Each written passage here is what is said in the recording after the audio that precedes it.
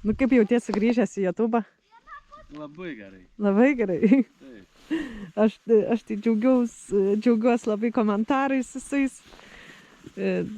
Nu, fainai. Pasijutai reikšminga. Pasijutų baisiai reikšminga. Nu, ne, nu ką žinau.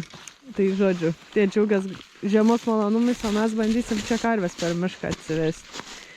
Dabar į ganyklą pasidaryti. Žiūriu, nuo praeitą kartą, kai buvom biškį mišką praretina. Nu, bet ką darysi? Ką darysi? Kaip jūs jaučiate sugrįžę į YouTube'ą? Blogai. Kodėl? Aš tai gerai. Ai, Vincui visai patiko nesifilmuoti, ne? Kai koliukus nešti, jie energijos neturi, niršt, kaip sunku. Bet kai 5 kartus užlipti tą statų kalną ir nusileisti su rogiam. Nežinau, kai nemokama energija kažkur gautų. Nusileidžiu, užlip. O tu, Marčiau, kaip tau? Gerai. Patiko? Gerai. Geras kalniuks. Ką ten šaukiai, besileidom? Ką? Šaukiai, besileidom? Tėvai. Ne, tu kaip sakai. Pasakai, aš laimėjau. Ne. Ne. Ką mes girdėjom? Aš laimėjau. Ne. Nesakai? Palik. Ir mes nustebom jos čia pamatę, ir jos mumis nustebo pamačiusios. Ir tu supranti, dėl ko jos čia yra. Dėl to, kad čia saulė šviečia, ten tamsu labai. Pasižiūrėk čia, kaip atitirpi. Čia gyventi galima. A pasiruošusią žygiuoti per mišką. Mes atėjom, tai ten biški šabakštynų krūvas. Dar patysybė turėtume maiti į tą pusę, bet jau bijau, kad tada pervedimą reikės daryti paprastą dieną. Paprastą dieną nėra komandos.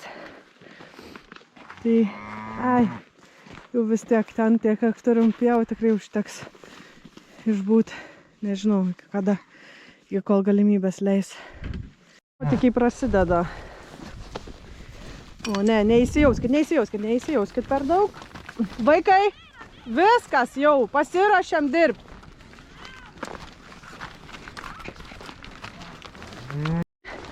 Bet gal jau atėjo suvokimas, kad einam. Tai tikėkime, kad eis. Aišku, ten Laurinai per anksti neišvesk į kalnus. Jo, pasirinka kelią neit per miškus. Nežinau, šiaip pievom sunku būna sugainyti kartais. Aišku, dabar viskas pašalė, nieko jos tom pievom nepadarys. Trašų tik pribarstys.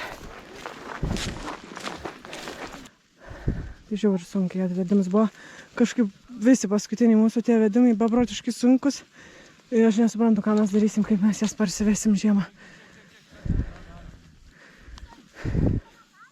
Čia va šitie šlaitai, kur saulės pietinės daug gauna, tai iš vis pavasarį išgyvena. Dėl to ir karvės išsirinko būtent tą labiausiai saulutės nušildytą vietą. Ir intensyviai va susiglaudę visi jėt. Nes gali išeit plačiau, bet plačiau sniega yra. Tokia vieta saulės nukaitinta, tai čia beveik tik viena, nu da ten apačioj yra. Tai va šitą vietą nugrauš gerai, net nebejoju. Kaip reikals čia prikimš dabar. Tai dabar visi tie šlaitai bus tokie, nu, geresni, nes kadangi statu yra, tai ir vėjas, nu, pačiu, nu, taip ant šlaito daugiau to sniego sukaupti yra sunkiau negu kad lygumoj.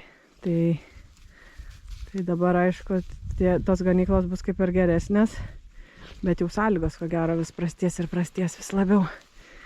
Kepurę kažkur pamečiau, nu ką darysi.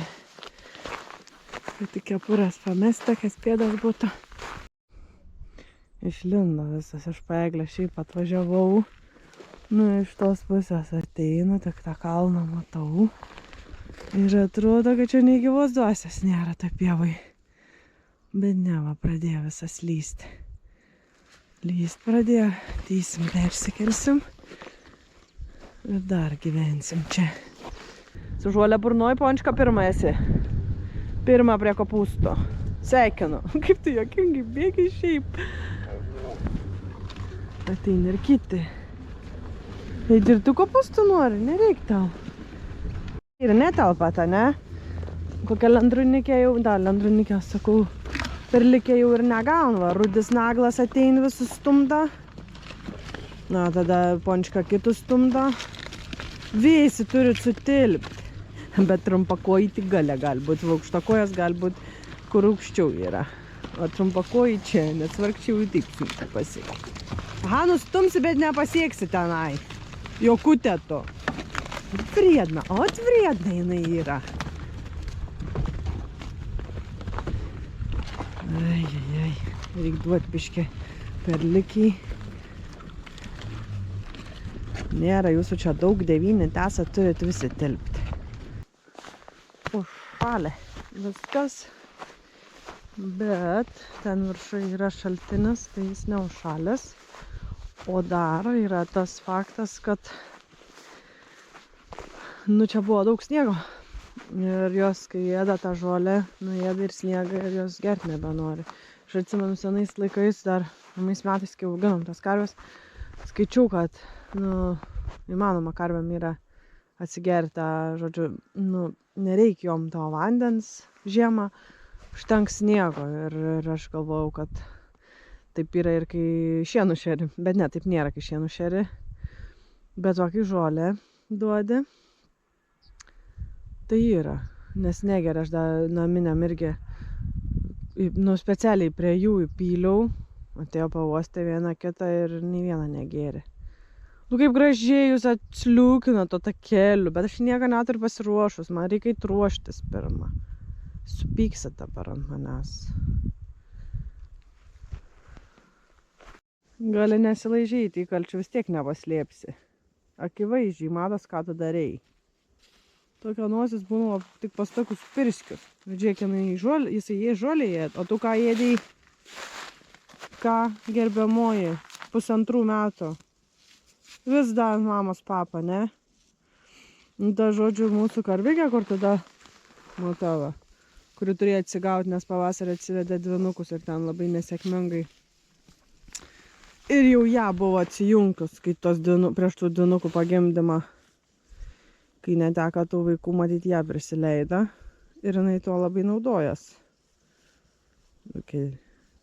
Pieną, tik jinai dabar reikia nosį tą įdėti. Galvojom, geriausias būtų variantas įdėti nosį, bet kaip tu ją pagausi laukuose. Dabar kol neparvesim, tol jinai džiaugsis mamos pienu. Bet tik parvesim, pirms darbs bus. Sako, tik žmogus užaugęs valgo tą pieną, geria pieną. Ne tik žmogus, visi, kas turi galimybę. Ir, pavyzdžiui, šitą teličikė. Irgi jau skaitos, jinai kaip ir užaugus, jinai jau neščia. Tikėtina, ta prasme. O seilės visas peninuotas. Baisu, Tilžė, baisu.